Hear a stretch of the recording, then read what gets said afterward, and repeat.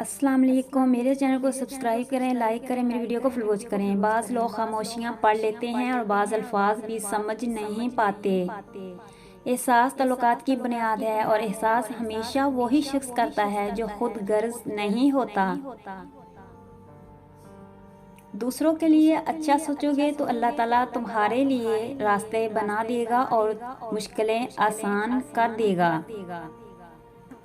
आपका दिल बहुत कीमती है, कोशिश करें इसमें वही रहे जो रहने के काबिल है।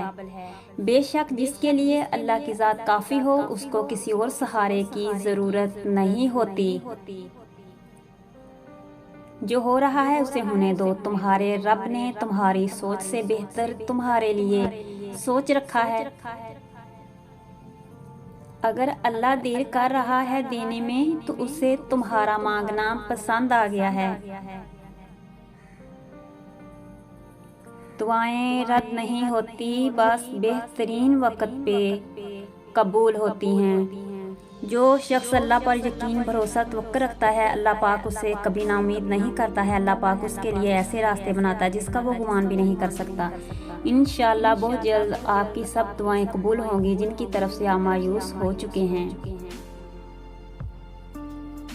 अपने लिए बेहतरी की दुआ मांगो और बाकी सब फैसले अल्लाह पर छोड़ दो। अल्लाह तुमसे बहुत मोहब्बत करता है, वो कभी तुम्हारा बुरा नहीं चाहेगा। कुछ वक्त खुदा को देने से खुद का वक्त सुधर जाता है।